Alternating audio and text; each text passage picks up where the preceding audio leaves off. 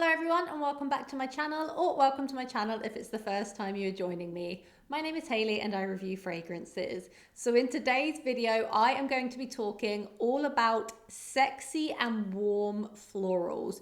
These florals can be worn in the cooler weather and they just have this really warm and comforting feel about them, yet at the same time, they're very sexy and intoxicating. I hope that makes sense. I saw that Sharida did a warm florals fragrance video, and when I thought about it, I was like, actually, that's one of my favorite categories. So I've put together my list. If that interests you, then please keep on watching. But before we get started on the content, I would really appreciate it if you could subscribe to my channel. It really helps my channel out, and I would really love to have you as part of this incredible fragrance community. So now that's out of the way, let's get started on one of my favorite fragrances of all time, which perfectly fits this list. It is none other than Thameen Peregrina. I have spoken about this fragrance so many times on my channel. It's in my top 10 for life. I need to revisit that at some point, but I just adore Peregrina. I wear this one so much. It is definitely a warm floral. It's sweet, it's sexy, very feminine, but it has this warmth to it, which I think comes from the amber that's in the base, but it's also got a caramel note, which really adds this nice, sweet jamminess to the rose up top. There's a little bit of ylang ylang. It's a little bit powdery, but to me, this is a sugary, sweet, sensual rose and amber fragrance with a hint of caramel. And I just love it. I just love this one. And it might not be for everyone, but if you have tried Peregrina, please do let me know what you think about it. I adore it. I never get bored of it. It's one of those fragrance profiles that just feels very me when I wear it. It's warm, it's comforting, yet it's also sexy. Peregrina will always be one of my favorite fragrances. Yes, absolutely love this one. Had to include it in this list. Next up is 11 AM by HOC. I haven't spoken about this one for a few months, but this fragrance is so incredibly underrated. It's definitely a gem that I would recommend sampling if you like the sounds of the notes. So I'm going to actually read you the notes first because they're not listed properly on Fragrantica. Top notes: mandarin, raspberry, and black coffee. Heart is rose centifolia, rose may, Bulgarian rose, and jasmine petals. Base notes: patchouli, vanilla, cashmere, rosewood, and musk. This fragrance is so incredibly sexy, yet at the same time it's very feminine and it's warm. And I think the warmth comes from a mixture of things here. You've of course got the coffee mixed in with the different types of rose. You've got some vanilla and you've got cashmere in the base. There is a little bit of patchouli, but I don't find it too heavy. Oh, this one is so pretty. It smells like rose and raspberry jam, and it's a very decadent, sweet, jammy rose with a little hint of coffee. The coffee isn't super dominant. It just adds a nice bit of warmth to this.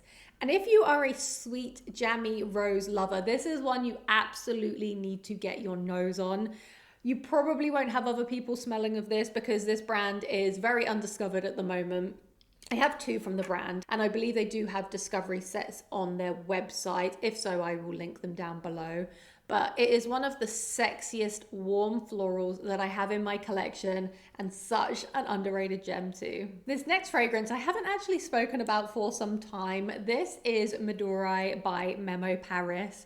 This is one of the most spectacular, sweet yet spicy jasmine fragrances that I have ever tried. It has this real unique twist to it, and some people get the turmeric note and some people do not. I do get it more so on the skin, and it just adds this slight bit of warm spiciness.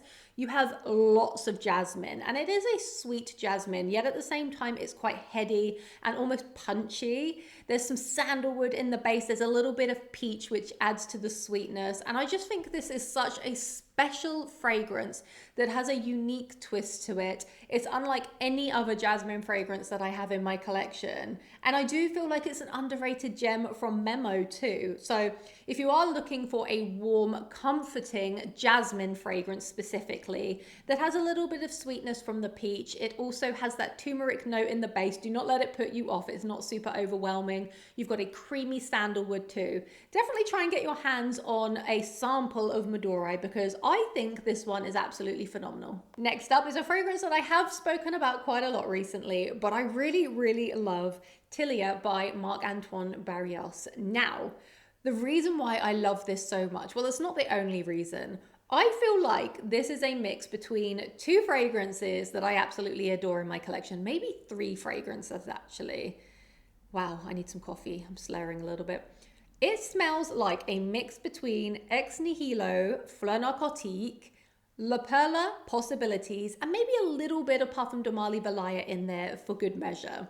Now, in the opening, I get this punchy, spicy floral, and I get that in La Perla Possibilities, and a little bit in Valaya too. And then in the mid, you've got this kind of heady, sexy, sweet floral burst. I just find this one insanely attractive. It has insane longevity on my skin. That might not be for everyone, and it projects like crazy. I just think this is spectacular if you can't tell already. Now, I would definitely recommend sampling it just because I feel like it smells a little bit like La Perla Possibilities and a little bit like Fleur Narcotique. You might not agree, but if you liked La Perla Possibilities and you want something similar because it's been discontinued, then this is probably the one that I feel is somewhat closest to it. And it has insane performance too. So yeah, there's that. It has a unique note of linden blossom, and it also has a broom note in here, and both of those are kind of green, quite punchy florals, and I think that's what I'm getting in the opening. And then through the mid, you've got this really sensual mix of different florals. It's rich, it's a little bit ambery. I find this a little bit spicy, like peppery. But yeah, anyway, I'm not going to go on about this one for any longer because I have spoken about it quite a lot recently. But yeah, if you can't tell already, I absolutely adore this one. Next up is Camomile Satin by Dries van Noten. Now, this is a unique fragrance and is definitely one of my favorites of the year. Now, the florals in here are very different from the other fragrances in this list. So, of course, this has chamomile in here, or chamomile, depending where you're from.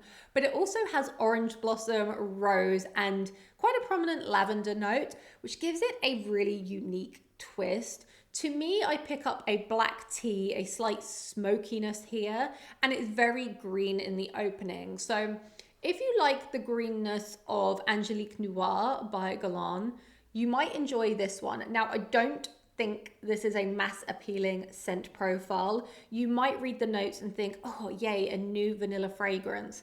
But it's not that. There is some vanilla in here, but I wouldn't say it's the star of the show. It's more of a green, complex vanilla with chamomile and a little bit of smokiness. That's what I get anyway. Have you tried this yet? Please do let me know what you think of it down in the comments, because when I first reviewed it, it was very new out and a lot of you maybe hadn't got your noses on it at that point. But I'm curious if you have sampled it now. I also feel like Sway Malakis from Dries van Noten 2 could fit into this list, but I do think this is more of a warm floral than Sway Malakis. Sway Malakis is kind of actually right down the middle. It's warm, but it's also kind of cool and refreshing. Anyway, I am going off on a tangent. Chamomile Satin, yes, yes, yes. One of the most unique florals that I have in my collection, and I just think this one is spectacular. I haven't worn it as much as I would like to, but I actually think this is perfect for the winter time, so I am going to wear this quite a lot now in December. Next up is Camelia K by Ella K. Now this is another warm and spicy floral. Instead, this time it's quite prominent in tuberose, which is not one of my favorite notes, but I really enjoy it in here. And I think it's because it's a spicy tuberose. You also have a big dose of jasmine too. But it opens with this burst of ginger and blood orange. And there is also a dragon fruit note in the opening. But to be honest with you, I don't know what dragon fruit is supposed to smell like. Whenever I have eaten dragon fruit, I'm sure it has limited to no smell. Maybe I'm wrong there. But what I do get is the blood orange and the ginger mixed in with sweet and heady tuberose and jasmine. There is a little bit of vanilla in here, there's a little bit of musk too, but the florals are definitely front stage and center, mixed in with that spicy ginger and that blood orange. Now in the base, you've got some patchouli to ground it. There is a little bit of vetiver too, and as I mentioned, vanilla. And to reference a fragrance, this smells to me a little bit like L'Interdit Rouge by Givenchy. But this one I definitely prefer, but they do have a similar scent profile. This is an incredibly sexy fragrance, very warm, very spicy. And I think Ella K as a brand in general is such a classy, chic, and underrated brand. I have so many favorites from Ella K, but this one definitely fits the bill for a sexy, warm floral fragrance. So those were all of the fragrances that I wanted to go over in today's video. As I've mentioned many times, I don't like to feature too many fragrances in one video now, just my preference, but I would love to know your favorite warm, sexy floral fragrances. Please do let me know in the comments down below. Now, I did miss some popular fragrances out of the list on purpose because there are some popular fragrances that I talk about so often. As such, like Hibiscus Mahajad could have easily been in this list, but I would love to hear your favorites. Thank you so much for joining me today. It's been a pleasure as always. I hope to see you in a future video to come. Thank you so much and goodbye.